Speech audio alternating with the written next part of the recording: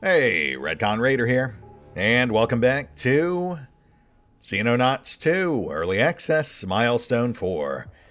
As today we just continue that final sprint towards the end of Milestone 4. Not too much longer now. In theory, we should be seeing the actual official you win sort of placeholder screen. I think that's supposed to hit in month 11 or 12. Though, obviously, we still have some projects left in the queue, so I'm currently thinking we might push out to the end of the first full in-game calendar year. Though we are going to hit the gas pedal a bit, try to accelerate these assorted projects. But yeah, I'd say at this point, given the Eternals' abject refusal to pop up on the battlefield, we can probably assume that they've just basically given up on this world. It's more trouble than it's worth. We'll still see a few attacks in the final month or so, but we'll just assume those are operations or assets they already had in place. A distraction, perhaps, as they quietly withdraw the assets that do matter.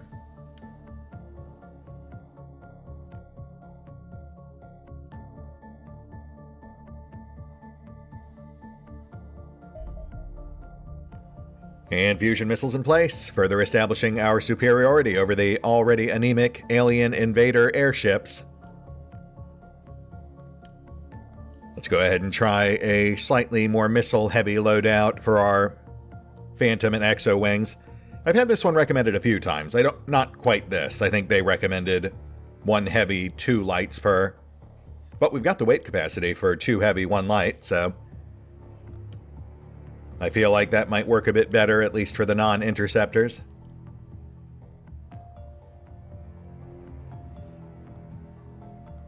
In fact, the Angels also have enough capacity to go 2 heavy, 1 light.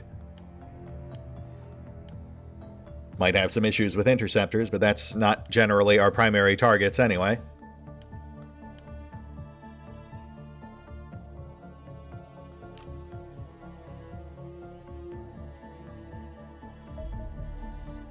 Guardian armor's up. That's for the shieldmen, though it will require rebalancing their loadouts. I was going to give them Colossus armor, but apparently Colossus armor isn't shield compatible. Like, apparently it's not compatible with almost any gear. But we'll get a better gander at that once the project pops.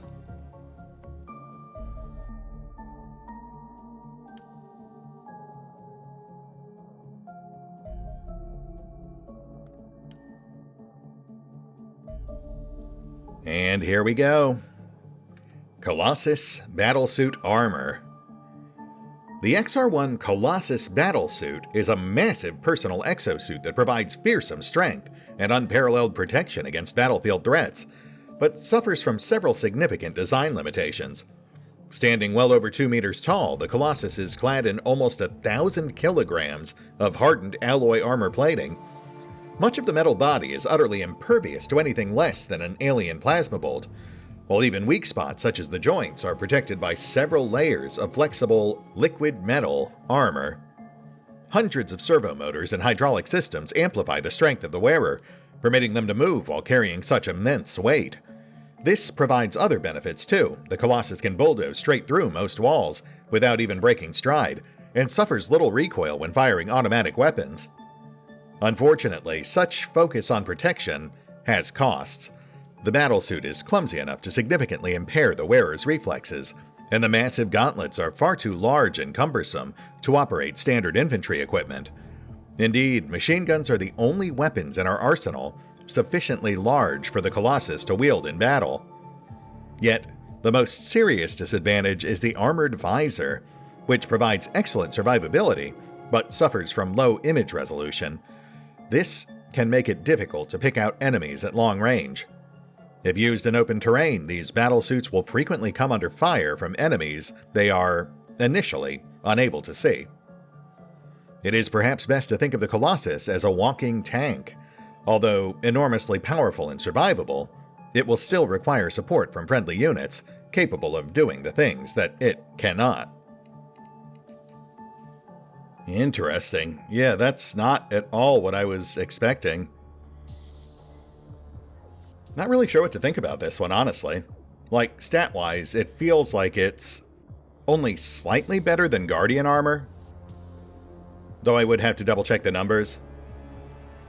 But then those massive restrictions on equipment loadout, not to mention, of course, the penalties on reflexes and vision, are all kind of problematic, which I don't feel is really offset by the plus 100 strength if you can't use that strength for most conventional purposes. I do think it's cool. Like, it definitely looks cool. My big concern is that it ultimately just kind of translates into a less versatile Ares. But, you know, we'll get a couple in the queue. Give it a proper field test, no reason not to. And then for our new research project, let's jump right into ultra-dense alloys, which I believe should unlock the top-tier shields. So we will still have a nice shiny new upgrade for our shieldmen.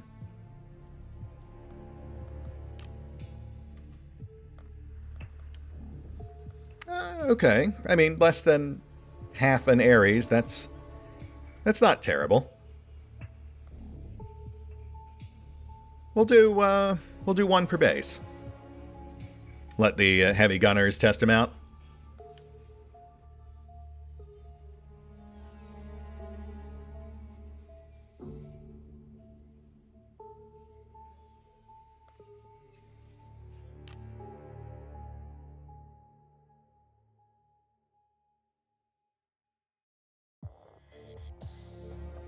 Oh, and there we go. Build complete.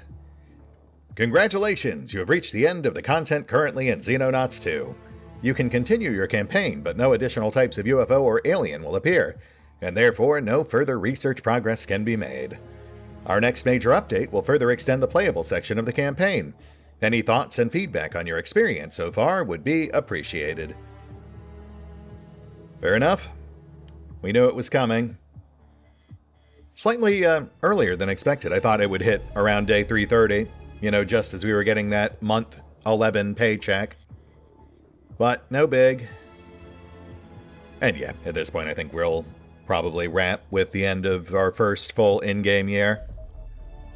Should give us enough time to round out most of the remaining projects. Speaking of which, Seymore, could you please try this on for size? Oh, wow. Okay, so that wipes out all of our carried gear. Huh. So only machine gun compatible, but for some reason we can still pick grenades as well, but no launcher. Which does feel like an oversight. Like, we do have that big, obviously empty secondary slot. So I feel like there should probably be a launcher there. That would add a good bit more versatility, having both a machine gun and an indirect launcher. That would also help explain why they gave it such a huge strength boost. Though I will say, losing the modules and stun grenades does hurt. And yeah, we have no jetpack toggle, which I guess makes sense given the weight on this thing. I don't know. I mean, I like the novelty of it. It does have a lot of wow factor. I'm just not sure it's really worth the trade-off. And, you know, it's definitely not what I was really kind of hoping for, which was just another step up on conventional armor. Something a bit more fusion resistant, but without necessarily handicapping our tactical loadouts. If they add the grenade launcher to it, I could potentially see having 2 or 3 per squad just for the heavy gunners and grenadiers. I don't hate the idea of having them as like a first vanguard off the boat during ground missions. Also, a bit of a tangent, but I love the way that Abraxas is just peeking out of that armor. That's pretty fantastic. Actually, maybe that's what the biosurvey module's for. Perhaps that's to help offset the reflex and vision penalties. We'll have to do that one up next after we finish with ultra-dense alloys.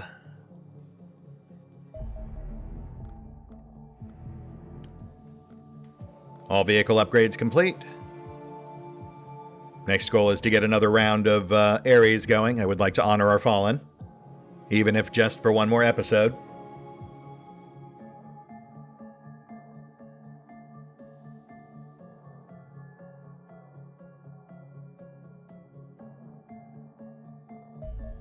Oh, snap. Looks like we've got a Wraith Harvester coming in just outside of Exo.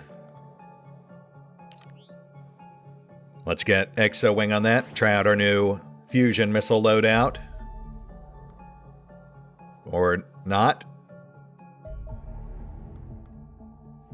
Cold storage. Oh. You saw that. They juked right around us. Alright, come on back, cold storage. Yeah, that's the definite downside to... Oh, shoot. Okay, well, I wasn't expecting that. Alright, we have a landed harvester with full crew complement and loot yield. Minus the unfinished upper level, of course.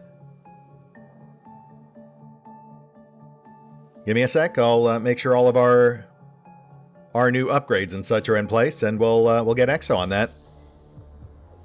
Be right back.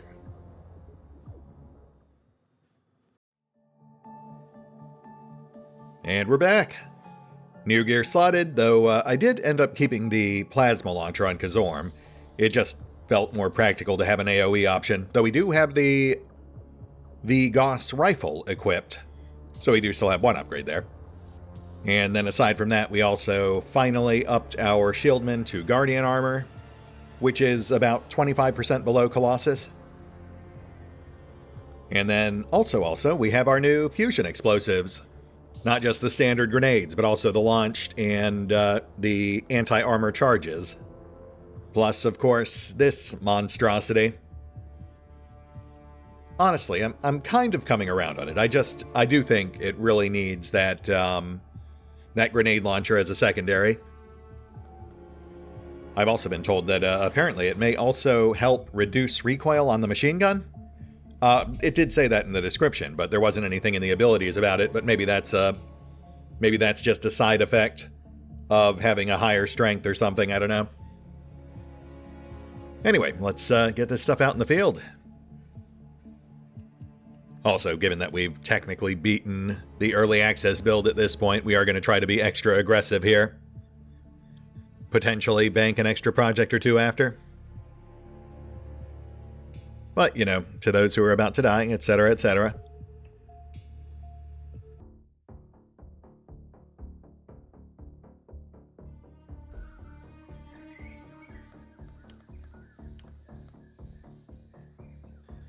Oh my, and speaking of dying, they are right on us out the starting gate. We've got 3 Wraith Praetorians, all aimed right at our front door. So, you know what? Let's maybe go out the side.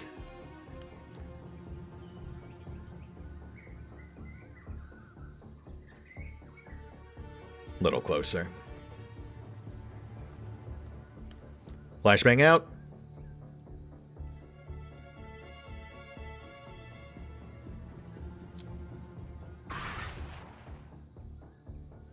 First 2 locked. Now, number 3.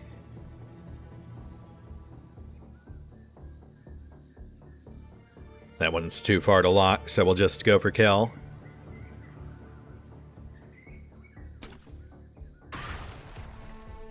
Nice. Cover and cloak cleared. But target's still technically active, so let's not drop our guard. Oh, okay. Advanced Andron on left. Nope, no, make that 2.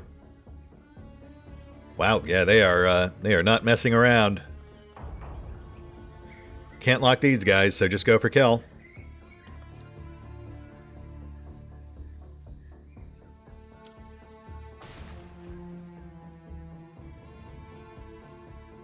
Please don't shoot me.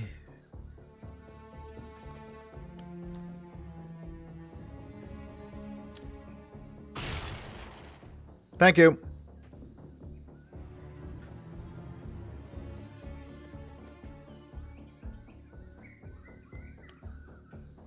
Large structure off on left. Looks relatively clear.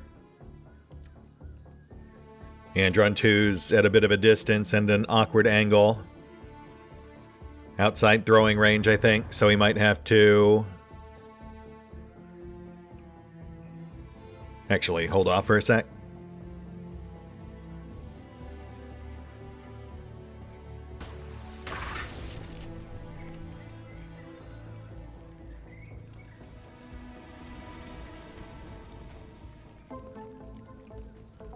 Photwain, can you...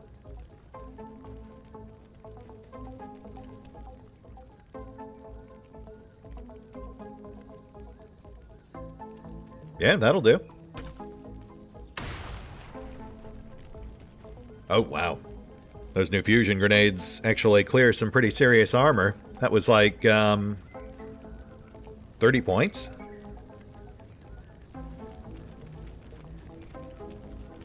Alright, let's start clearing targets, secure our landing zone.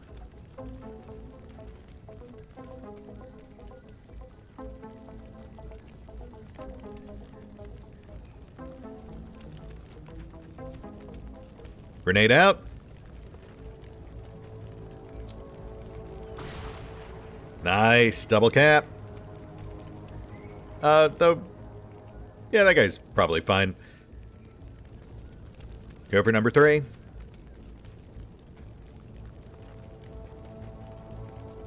Poink.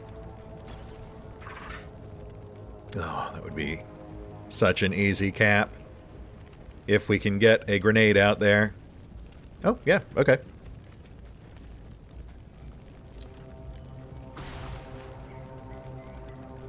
Thank you, Kabuki.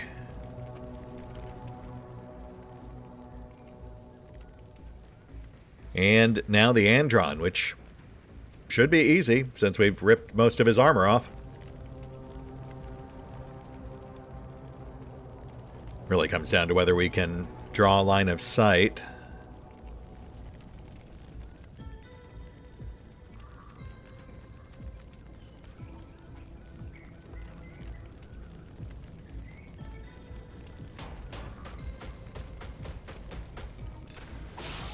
Oh, wow. I mean, it was only 41% per shot, but that did feel more accurate. But I may have underestimated the benefits of the Colossus. Though I do still think it would greatly benefit from having a grenade launcher secondary. Or just, you know, the ability to carry and throw grenades.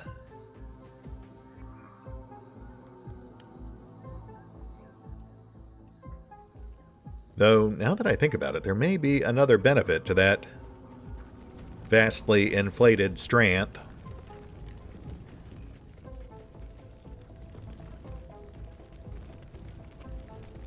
Man, yeah, we made pretty short work of that first wave.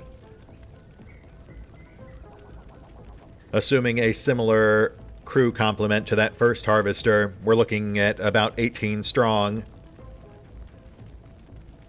And that's 5... Oh, yeah, we've got to move that guy.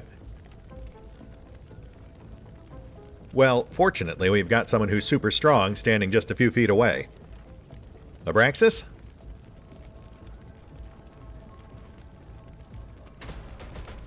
Oh, well, not quite what I was going for, but sure. Oh, and of course you're at the wrong orientation. All right, hold on. That's something this game needs is a rotate function for the grid-based inventory. All right, buddy, come on. Out of the fire, back in the frying pan. Gotta grab that gun, too. Not sure it'll actually burn, but why take the chance?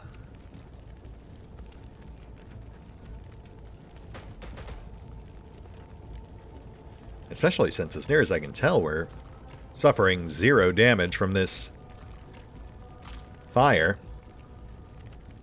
It's not even reducing our hardness. Inappropriate. Alright, well, Brax, thanks. Just hang out in that fire, I guess. That's probably fine and good. Oh, there we go. Phone number 6.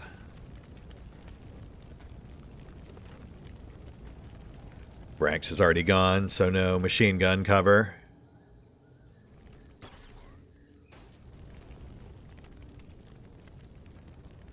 How are we looking on sniper fire?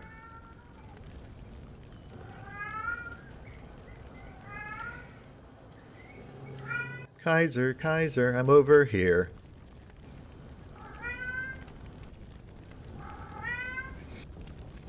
Yep, still right here, baby. Come here, sweetheart. Here.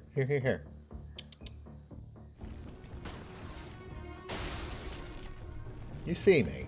You're looking at me. Alright, fine. Fine, you just stay there then. Nice. That's just Kaiser doing his usual proof of life check. He was sleeping one room over, so when he woke up and didn't immediately see me, even though he could clearly hear me, he grabbed the nearest toy and just walked out howling. But now he's just chilling out, hanging out right behind that other chair. I can see you, Kaiser. I think he's waiting for me to get up and walk over to him.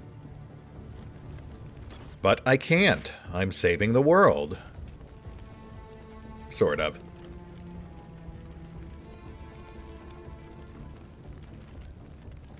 Alright, now he's just eating. Hey, sweetheart. I love you.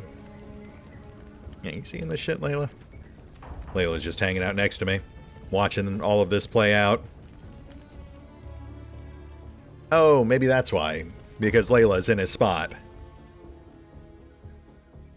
Layla, you spot stealer. See what you've done? I hope you're proud of yourself. Let's start pushing on this building. Just need to get a gander on the other side.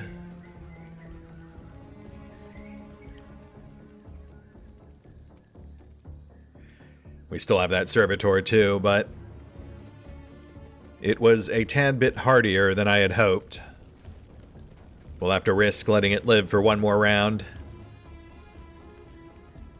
But we are making decent time, assuming an 18-man crew. Hi, Kaiser. We've already taken out almost a third of them. Goodness, Kaiser, why are you so... Yes, that's my foot. Might also just be because it's cold. This is only our second year in the frozen north. They're not used to it dipping below 50 like this. Though, I mean, I've got the heater running. We're at, like, I don't know, 60, 65 indoors. Though that is still colder than they're used to. They used to be Florida swamp cats, you know. Average room temp back in the swamp was like 80 degrees Fahrenheit. I used to get chilly if it dipped below 75.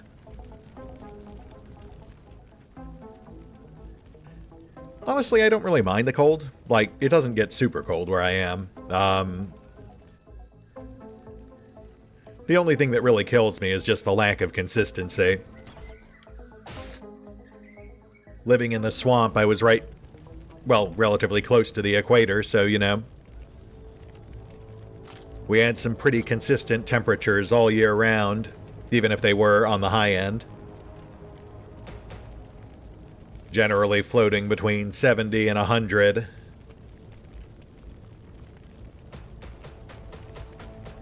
An actual change of seasons is just such a bewildering alien spectacle to me. Like seeing the leaves drop. That is surreal. I have never actually seen snow. I have never seen leaves fall like that. I mean, back in the swamp, if a leaf fell, it was a palm frond, and those chonkers weighed like 50 pounds and smashed things when they landed.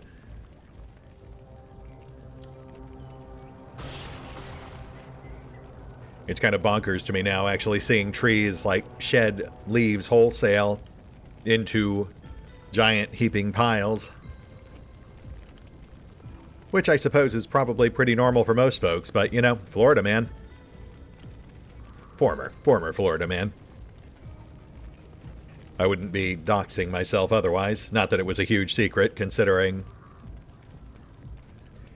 I think I was dropping Everglades and Miami references as far back as the Scarlet Hollow series.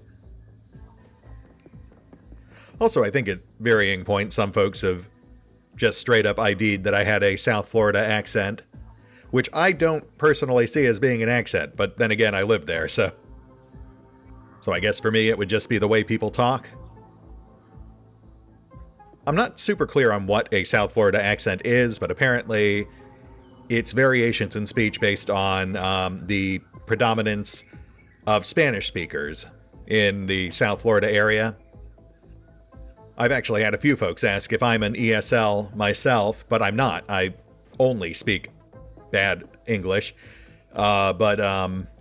But I did grow up around a lot of people who did speak English as their second or even third language. A lot of the people I grew up with were Hispanic or Jamaican or other similarly much more heavily accented second language speakers. Though that's not the only reason I kind of talk weird sometimes. I also had a father who was an English teacher, and whenever I couldn't figure out how to pronounce a word, he just gave me a dictionary and told me to read the pronunciation guide. And I gotta tell you, if someone's not going to explain to you what you're doing when you pronounce a word wrong, you're just gonna learn to pronounce it wrong. Even to this day, you know, decades later, I still fight my natural instincts when it comes to certain basic words. It's why, for example, you'll sometimes notice that I fluctuate between laboratory and laboratory, or process and process, deity and deity, etc., etc. Like, my brain knows the way that they're supposed to be pronounced. It's just when I'm not really paying attention to what I'm saying, when I try to get into that rambling stream of consciousness style that these videos sometimes require, I just tend to default back to the way I'm used to saying things. And then, you know, to be 110% fair, I also just straight up used to troll my friends back in the day sometimes by deliberately mispronouncing things when they corrected me too much. You know, you may not have noticed, but I can sometimes be a bit of a contrarian. The more people tell me to do something, the less I want to. Though I will say it was a lot more effective back in the days when I was still a customer service drone. Because back then, I'd kind of gotten the whole completely unemotive, emotionless presentation down pat. And people could never tell if I was being serious or not when I said something.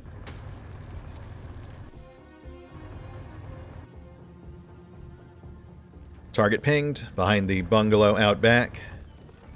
Too far out to engage. So we'll just move up for now.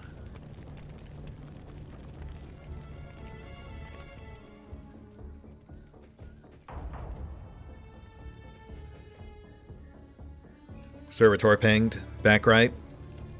Also too far out to engage, but we will set for next round.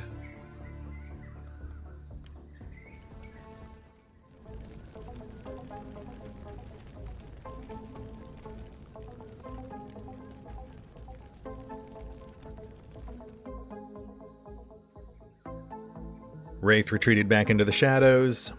Servitor held steady. Let's whittle down the bot.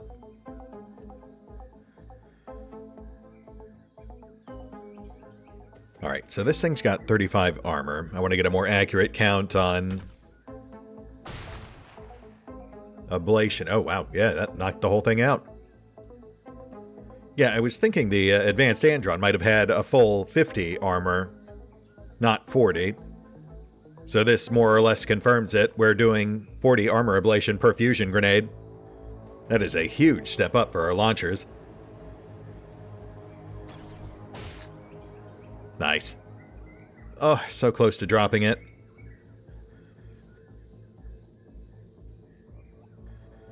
Can we possibly get another grenade out there? Wait, do we have... Shoot, right. No EMPs left up front. That's fine, we'll nuke it.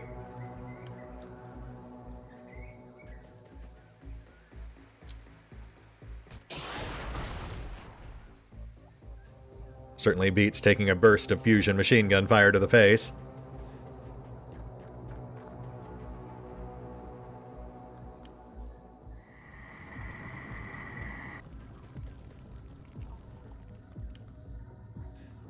Wraith pinged. Didn't move very far. Can we soften?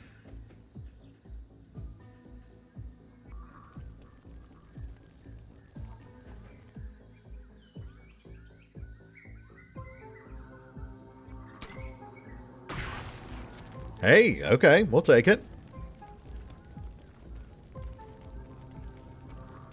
Cloak cleared, foe softened. Not sure we can do much of a follow-up, though.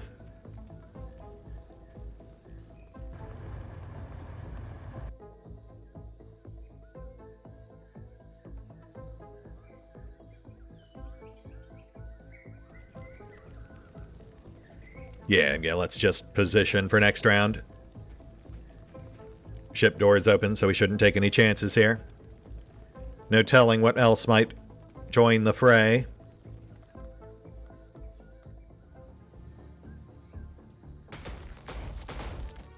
Andron in sight. And yeah, that makes sense.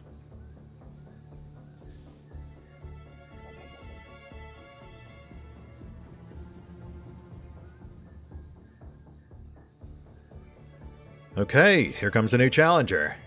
How are we looking on angles?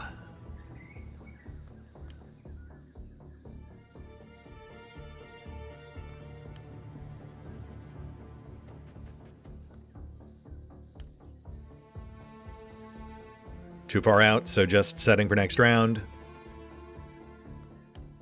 And let's see if we can ping the Wraith.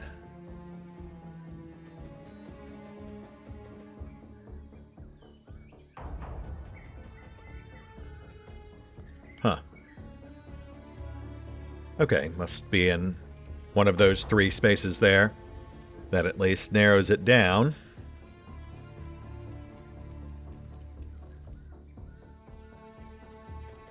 Let's trim the cover.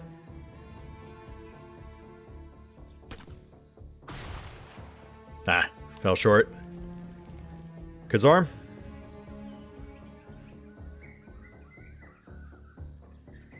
Oh, interesting. Interesting. A little more insight there on how our wall busting works.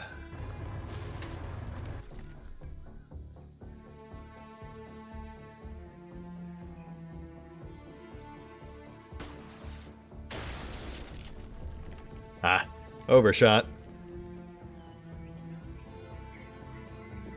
Alright, well, obviously that's not happening, so we'll just position. Poise for when he pokes his head back out.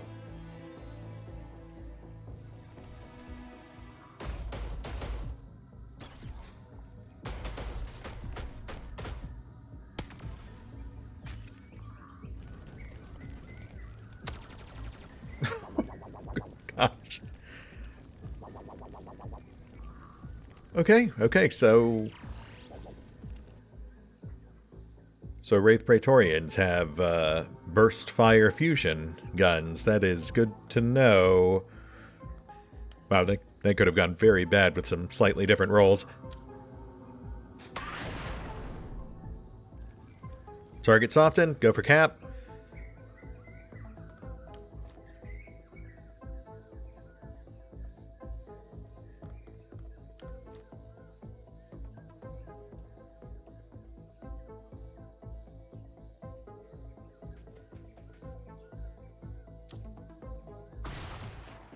Target out. Ooh, Wraith leader. Okay, so maybe it's not the Praetorians, but just the leaders who have the rapid fire fusion gun. Ugh, either way though, Wraiths continue being the most daunting of our late game foes, between the cloaking fields, the grenades, and now apparently the rapid fire fusion weapons. Clear the Andron? Yes. Okay, so just straight up confirmation there. The new fusion launchers trim 40 armor.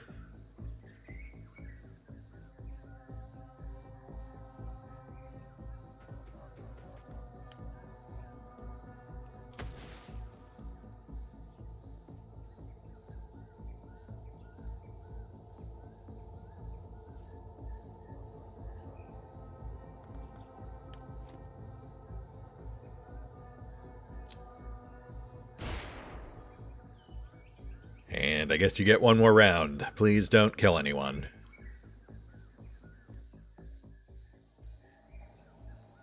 Yeah, I did kind of spread myself thin here.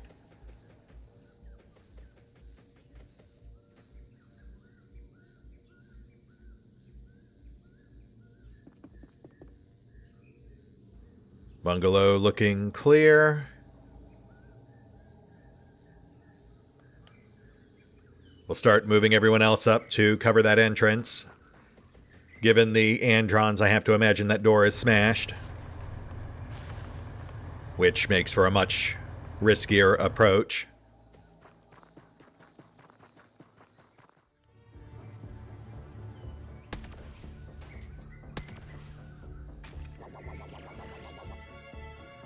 Whew, okay, yeah. Yep, that's fine.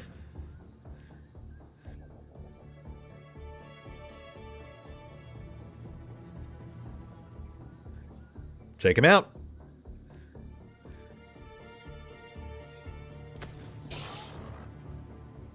Target clear. Let's just get a gander further back. Shields at about 1/3.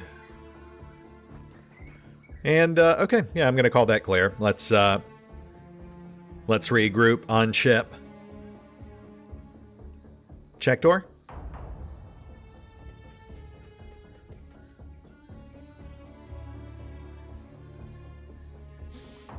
Oh, hey, nice, okay.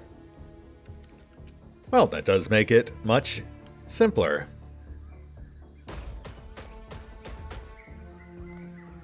Let's get ourselves set.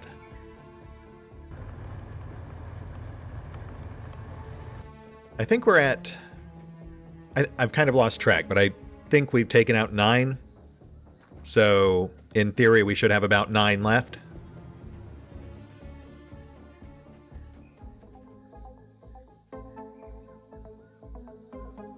Breach.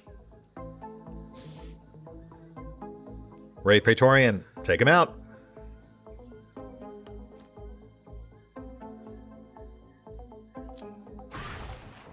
Target locked.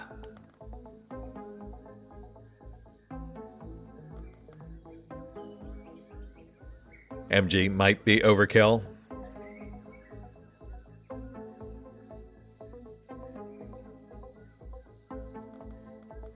Though I'm not seeing a lot of other options.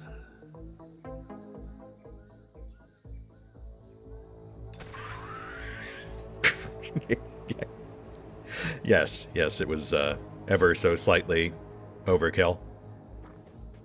What was that, like 500 damage? I am amazed that guy still has molecular cohesion.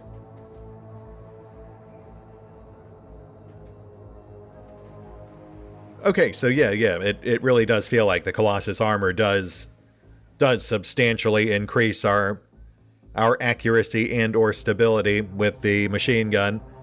So that is a big that's a big point in its favor. At least for the very specific niche goal of being a heavy gunner. I could see maybe having like 1, 2 of those per squad.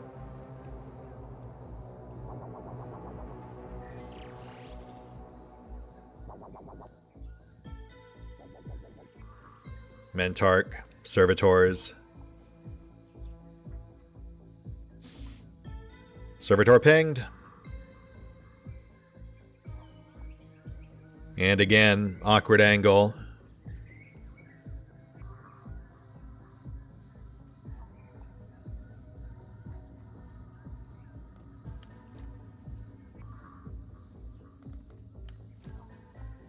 Wow, yeah.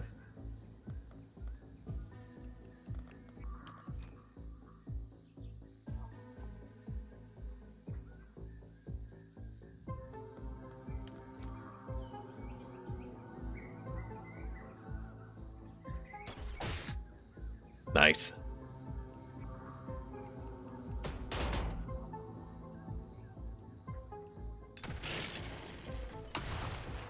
Target out.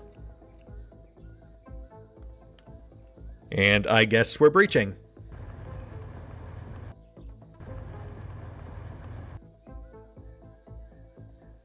Surgical bay looking clear. Oh, scratch that. Servitor coming up from rear. Tuck in. Oop, sorry.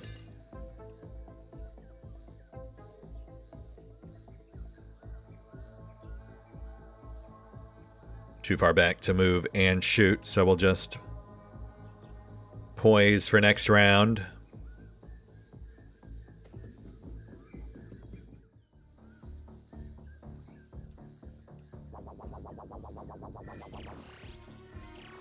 Bye.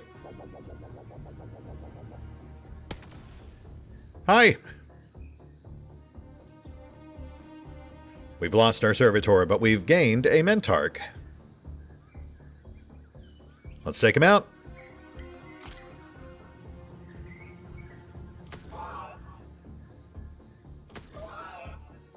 Lovely. Go for cap.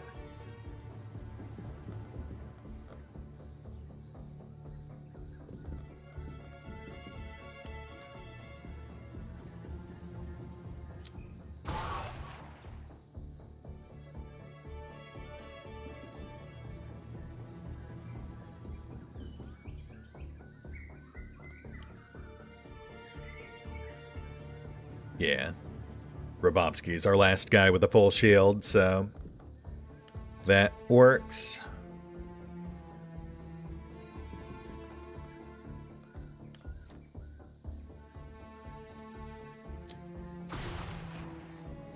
Mentarch out.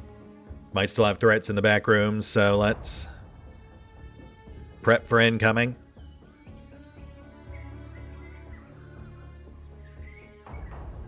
Right, plus the teleporter.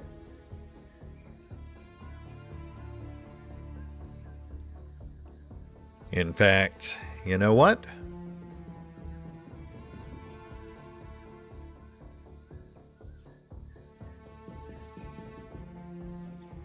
Oh, interesting. Apparently the Servitor had the same idea we did, which was to stand on one end of the teleporter to prevent people from passing through.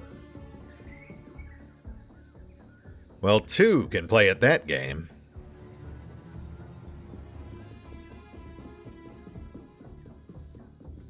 Right side's otherwise looking pretty clear. Doors closed, so no obvious evidence of others active in the area. More concerned about all those open doors around the other telepad. So let's get that covered.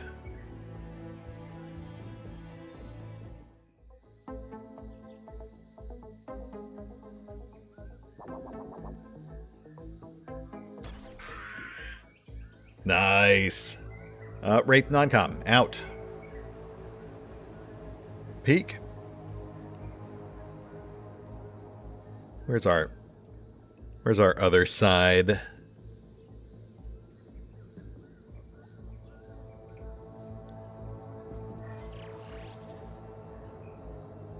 Hello there.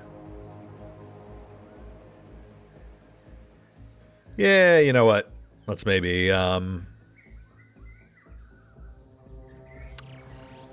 maybe just hold here for a moment. Get the rest of the lower level secured.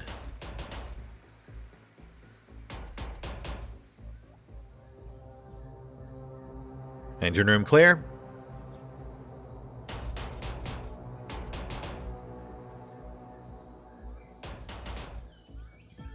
And prep for incoming.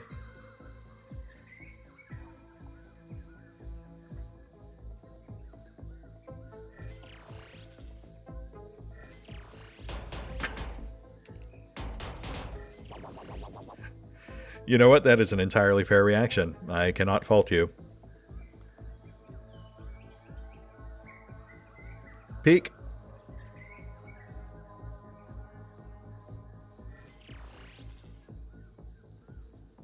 Yes, that we can work with.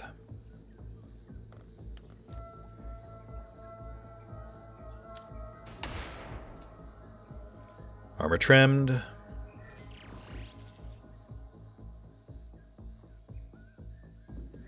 Go for kill, then we'll block the pad again.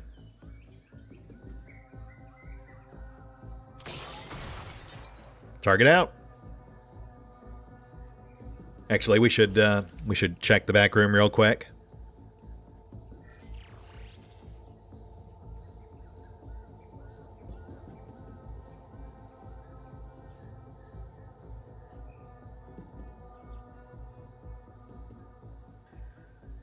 Okay, yeah, that looks pretty good. Return trip.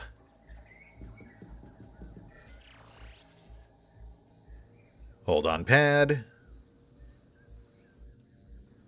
And prep for breach on left. We're not going up just yet, but we know we've got hostiles.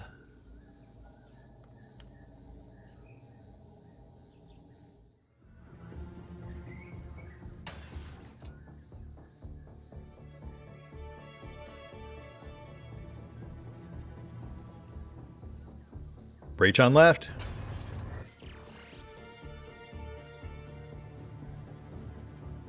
Wraith Praetorian.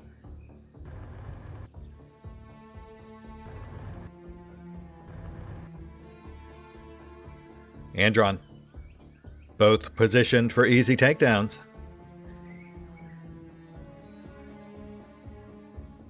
All right, let's do this.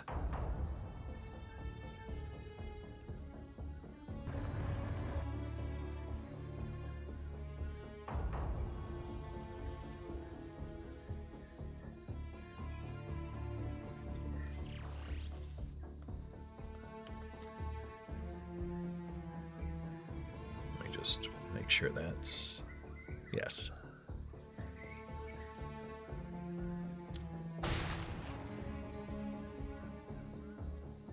And again.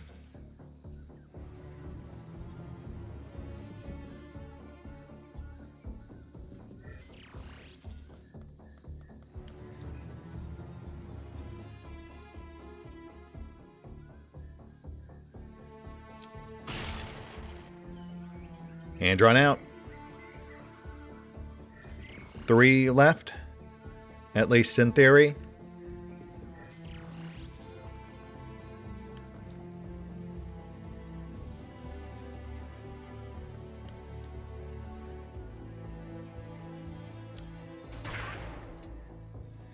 Cloak cleared.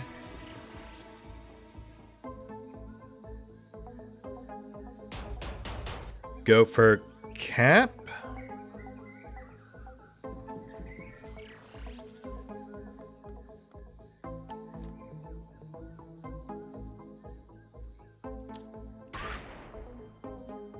Nice. And 2 grenades should do it.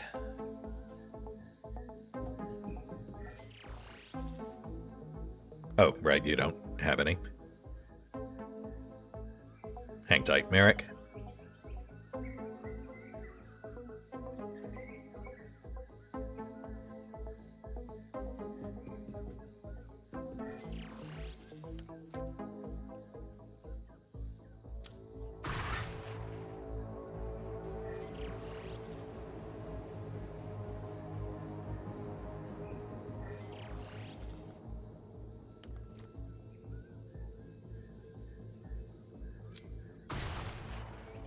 Target out. Fall back.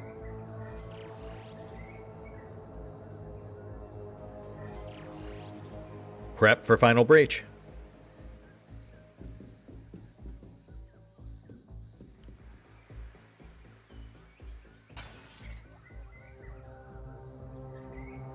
Okay, so Andron, obviously.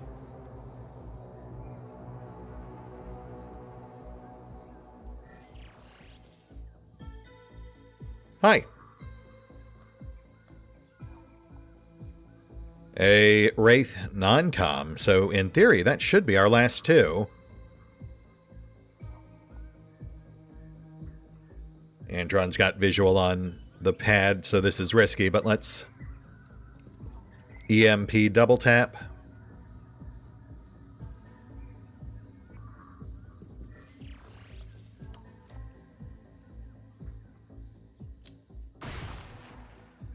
That's one. Nice. Fall back.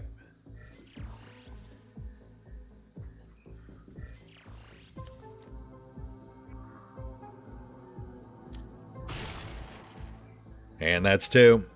Andron out. So in theory, we should be pretty much done. Let's see if it wraps after we finish this non-com.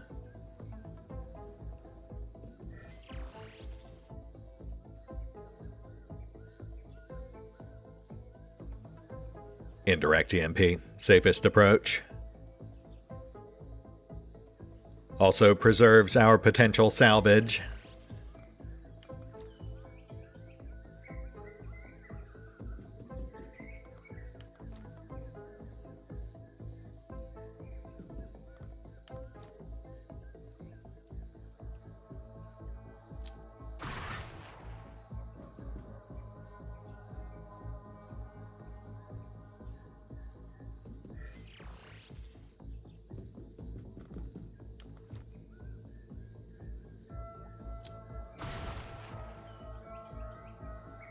And yes, we're good. Fantastic work, Exo. I think we got through that unscathed. And also, that did confirm, I believe, approximately 18 foes. Though I'd wager in the final launch, or even as early as Milestone 5, the Harvesters will come with a slightly heavier crew complement, since they'll have the Eternal and their personal retinue on board at that point. But for now, at least, honestly, not that bad.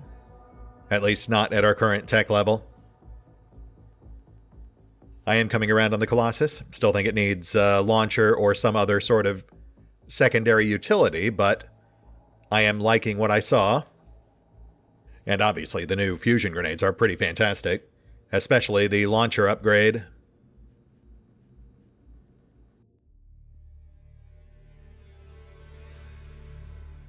Some modest gains. Major Merrick, Colonel Book Thief, Colonel Kabuki.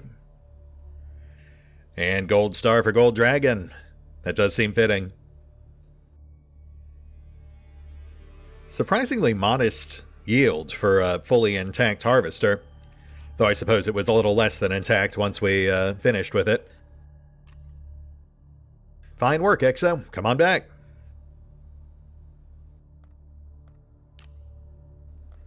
And that does seem to be it for this wave, so you know what? Let's hit the pause button real quick. I will liquidate our loot. And we'll round out with 1 or 2 more projects. Be right back.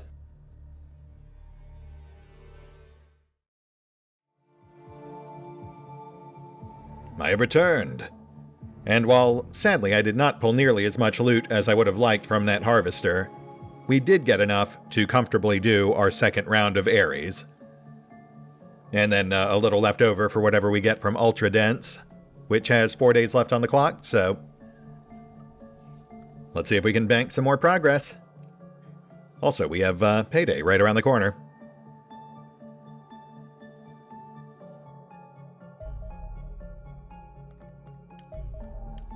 Ares up and running. Let me just double check here real quick. Right.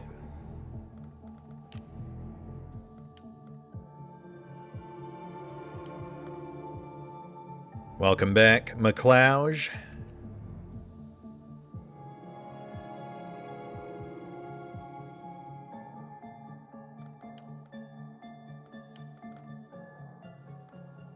And welcome back, Takahashi. Good to have you guys back, even if it's just for one last run. And push up the clock.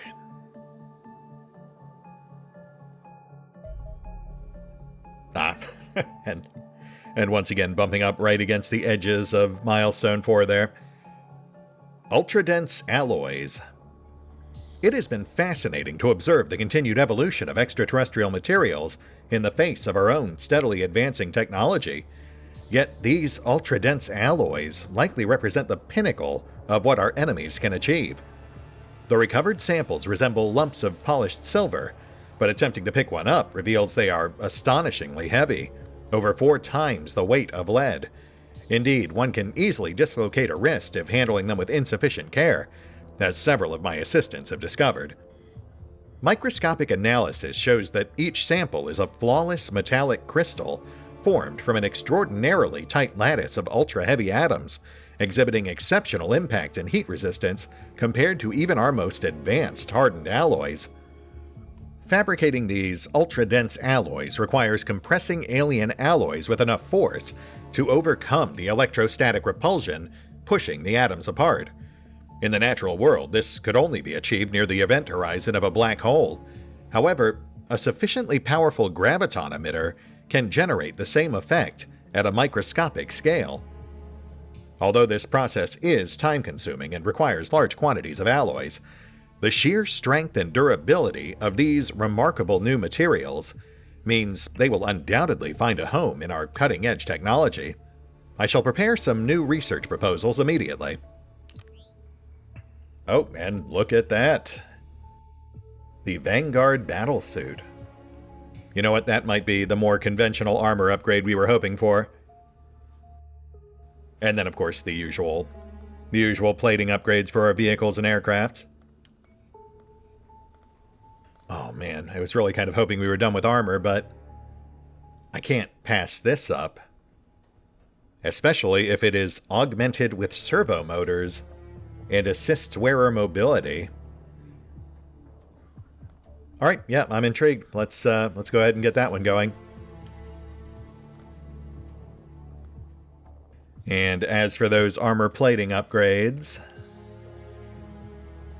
Oof, 750, okay. Okay. That's not awful. How about the aircraft upgrades? Also 750, but a much steeper alloy price, my goodness. Alright, well, that'll have to wait, but we have payday, which should hopefully make up the difference. Nice, yes, that actually puts us almost exactly where we need to be. Aside from our alloy shortage, but we've still got enough of that to eke by, at least for the moment. Let's get both plating projects in the queue.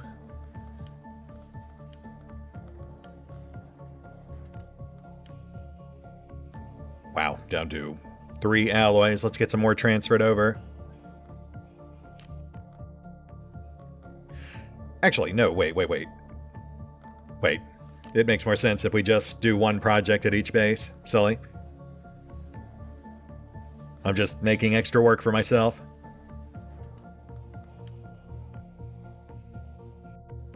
And push up the clock. There's our vehicle plating. And our aircraft plating, fantastic. And what about that new armor? Yes.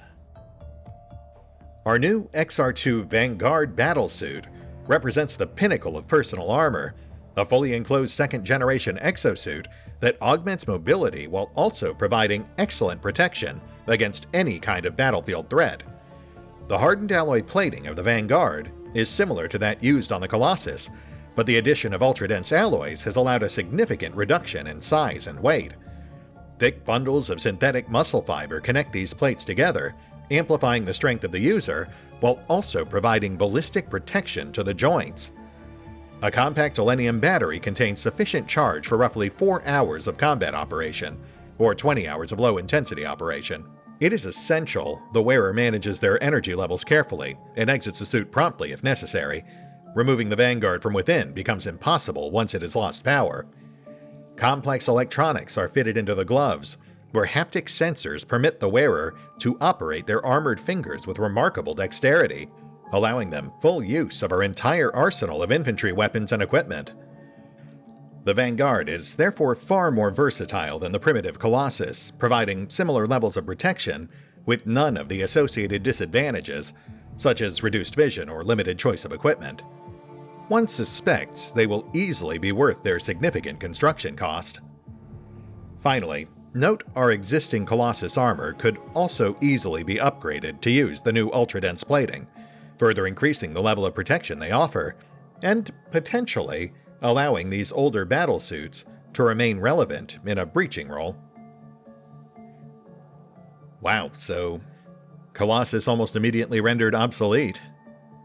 Sort of. Still good for the heavy gunners. I mean, technically it would still provide significantly more armor than the Vanguard, at least based on the numbers we're seeing here. Man, plus 12 time units though, that is pretty fantastic. Assuming it allows them to exceed their normal cap. Let's go ahead and get bio survey going. And let's see what kind of outlay we need for those other upgrades.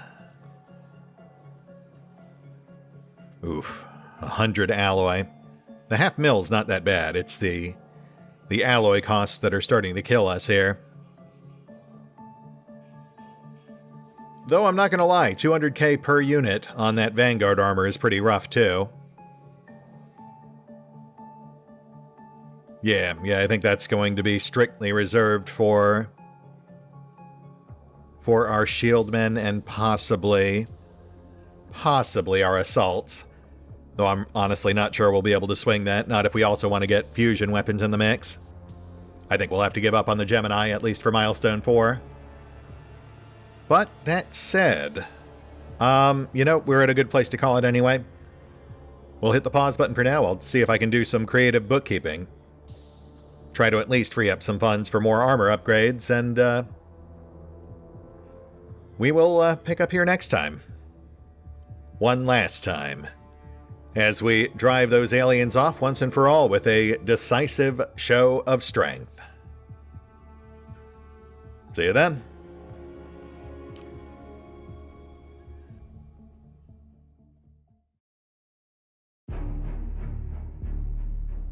Oh, and special thanks to the Raiders, the fine folks who help make these videos possible, including but not limited to Eerie V23, Revenant, Alois, Dragon Matrix 7, Drakiith, EgonAlter, Exsellsior, Gottlieb, James Trimmier, Kazorm, Mark Giemza, Nathan Welch Jr., OverlordPherom, RandomPassrby, RobbyB, Tomasz Piątkowski, Triphoppenskip, and Valinrook. Thanks for your support, guys. That said, if you'd also like to help support the channel, then feel free to push the buttons that do the things. Trust me, it does make a difference. Or you could even check out the PayPal, the Patreon, the Nexus GG, or the YouTube memberships. Links are in the description.